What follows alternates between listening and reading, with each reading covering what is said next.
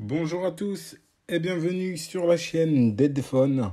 Aujourd'hui, nous allons effectuer la réparation du Face ID sur l'iPhone XS Max. Un iPhone XS Max en très bon état qui nous vient tout droit de Montpellier avec un problème de Face ID. Alors, le téléphone, il a pris l'eau, d'après le client. Il a été immergé dans l'eau et suite à cette immersion dans l'eau, on a un problème de Face ID.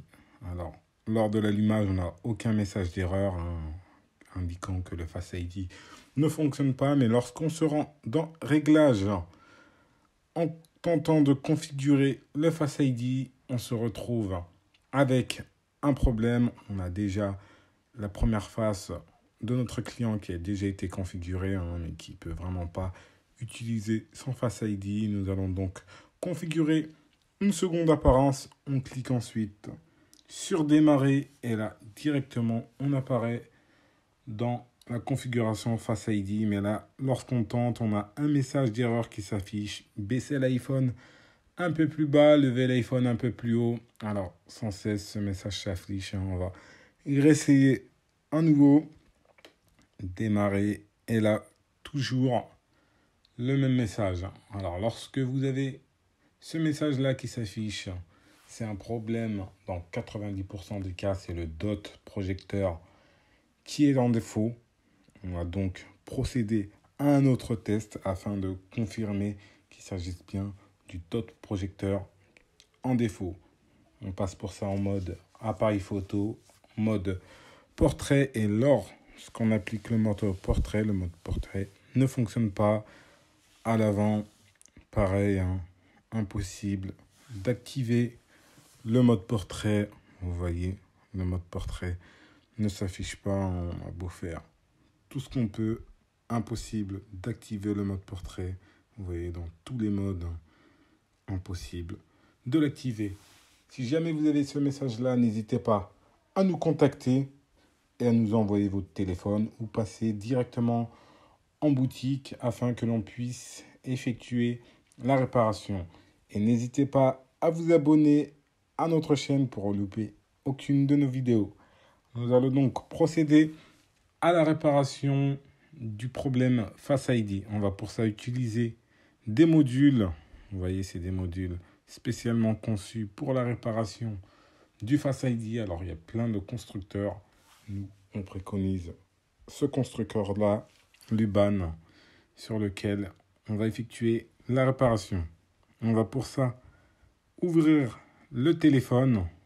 On va donc éteindre le téléphone, l'ouvrir. Alors, c'est un téléphone qui est déjà passé à travers d'autres boutiques. Il y a plusieurs boutiques qui ont tenté d'effectuer la réparation, mais sans succès. On va donc tenter cette réparation-là. Vous voyez, on a donc retiré la plaque. On a la petite pastille d'oxydation qui a viré au rouge. On va donc retirer notre module tout en haut. Alors, c'est le module qui gère notre Face ID sur laquelle on a notre caméra avant. Petite information, la caméra avant n'est pas obligatoire pour que le Face ID puisse fonctionner.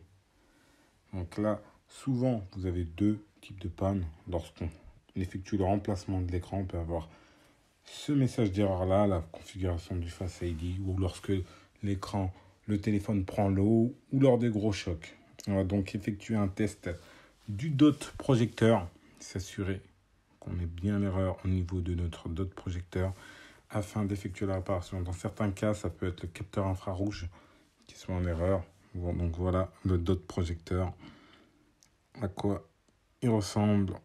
On va donc effectuer notre petit test. Alors, à l'aide de ce petit boîtier-là, iFace, on connecte la nappe du dot projecteur. Ensuite, on alimente le tout à l'aide du câble type C. Vous voyez, iPhone XS, c'est les XS Max. Et ensuite, on appuie sur le petit bouton bleu. Et là, vous voyez, on n'a aucune lumière qui apparaît. Ce qui veut dire que notre dot projecteur est HS. Le dot projecteur aura pour but de nous lancer des capteurs en pleine face, plus de 3000 capteurs afin d'avoir une image de notre face en 3D. On va donc procéder à l'encodage du dot projecteur, lire les informations qui se situent à l'intérieur avant d'intervenir à l'intérieur du dot. On va donc utiliser ce petit boîtier que l'on va connecter directement au PC afin de sauvegarder les données cryptées dans la puce du dot projecteur. On lance un statut test et là on s'aperçoit qu'il est en défaut, un statut test FZ. Notre dot projecteur est en défaut. On va donc sauvegarder les informations et ensuite procéder à la réparation. Donc voilà, on est prêt. Les informations sont bien sauvegardées directement sur le PC. On retire notre module et ensuite on va le placer dans notre petit support afin de retirer la petite nappe délicatement. Donc on le maintient bien en place dans le support. Voilà, délicatement. Une fois bien en place, vous voyez, c'est cette nappe-là que l'on va retirer délicatement afin de pouvoir travailler à l'intérieur. On va se munir de ce petit outil et retirer la petite nappe. On va utiliser le générateur d'air chaud afin de les décoller délicatement. Vous voyez, on le passe entre le dot projecteur et la nappe. Tout est bien retiré. On a notre nappe qui bouge. On va pouvoir la retirer délicatement. Là, on est prêt. Le tout est bien décollé. On effectue un petit zoom et on la retire sans endommager la partie cristal du dot projecteur. Donc, voici la nappe dans laquelle on va intervenir. On va pour ça passer sous le microscope afin de vous montrer en détail le tout, comment le tout fonctionne. Directement, vous voyez là, on a la partie qui va vraiment émettre les faisceaux lumineux et là, la partie du dot projecteur, le cristal. Vous voyez, tout est nickel.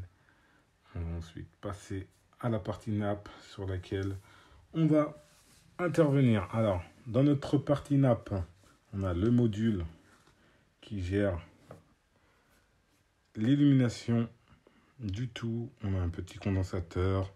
On a l'IC qui va contrôler le tout. Et on a ensuite un transistor. On va donc retirer tous ces éléments. Alors, en général, le transistor il se met en défaut, ce qui fait que ça grille aussi la petite puce qui contrôle le tout. On va donc, le but de cette réparation, c'est de remplacer le transistor, effectuer un court-circuit directement au niveau du transistor et de remplacer, vous voyez, cette petite puce que l'on vient de retirer par une nouvelle. Alors, sachant qu'Apple ne fournit pas de puce, les marchés chinois ont dû s'adapter et on fournit une nouvelle petite puce. Alors, la puce, elle est un peu plus large. C'est une puce modifiée que l'on va mettre en place. On va, afin de pouvoir la mettre, installer une sorte de multiprise. Sur Office de multiprise, vous voyez, afin qu'elle supporte la puce qui est un peu plus large. On la met en place dans le bon sens. Ensuite, on monte le tout en température. Délicatement, on effectue une petite tape et on va réinstaller notre nouvelle puce. On va préparer toute la surface, effectuer un petit étamage et ensuite réinstaller la nouvelle puce. Alors vous voyez, elle est un peu plus large que celle d'origine. C'est la petite modification à effectuer. On la met bien en place. Et voilà. On installe ensuite notre petit condensateur que l'on va placer délicatement. La même opération, on applique un peu de flux afin de faciliter la soudure. Et ensuite, on installe un nouveau filtre, on court-circuite notre transistor. La réparation est maintenant terminée. Vous voyez, le tout est nickel. On a effectué un petit nettoyage. On va ensuite effectuer un test de tout. Vous voyez, Voilà, tout fonctionne bien. On a bien les faisceaux lumineux. On effectue un second test. Tout fonctionne très bien. On va donc pouvoir réassembler le tout. On va réinsérer la nappe dans son logement délicatement. Voilà, on la réinsère délicatement. Et ensuite, on va la maintenir en place à l'aide d'une petite colle spéciale que l'on va appliquer entre la nappe et le dot projecteur. On va laisser le tout sécher. On installe notre petit joint et on est prêt pour le test. On va réassembler le module dans le châssis. Ensuite, reconnecter toutes les nappes, réassembler notre écran et effectuer le test. On clipse le tout. On rallume ensuite le téléphone. On va attendre quelques petites secondes afin que le téléphone se rallume. Vous voyez déjà, il se rallume. On n'a aucun message d'erreur qui s'affiche. On va donc tenter la configuration d'une nouvelle face. On montre le code. Voilà. C'est nickel. Ensuite, on se rend dans les réglages. Face ID et code. Et on tente la configuration de notre nouvelle face. On entre le code avant. Et là, directement configurer une seconde apparence. Afin d'effectuer le test, on va configurer une seconde apparence, démarrer. Et là, directement, on peut configurer notre Face ID. Tout fonctionne très bien.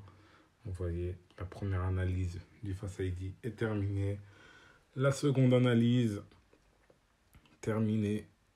Et là, tout est nickel. Face ID est maintenant configuré. On va verrouiller le téléphone et s'assurer que notre Face ID fonctionne bien. Donc vous voyez, le téléphone se déverrouille au quart de tour. On va ensuite se rendre dans le module appareil photo afin de s'assurer que le tout fonctionne bien, que le mode portrait soit nickel. Vous voyez, en mode appareil photo arrière. Le mode portrait fonctionne bien, mais le plus important, c'est en mode caméra frontale directement. Vous voyez, notre mode portrait fonctionne nickel. On va tenter tous les modes. Vous voyez directement, tous les modes fonctionnent bien. C'est nickel. Donc, n'hésitez pas, si jamais vous avez le Face ID de votre iPhone d'endommager, n'hésitez pas à nous contacter. La réparation est en général effectuée en 2-3 jours. Comptez 2-3 jours, et dans certains cas, ça peut aller très vite. Mais malgré la demande, comptez 2-3 jours et la réparation est effectuée. N'hésitez pas à consulter notre site internet pour connaître tous les prix de ces réparations-là, que ce soit sur l'iPhone X jusqu'à l'iPhone 11 Pro Max. Merci à vous et à la prochaine pour de nouvelles vidéos.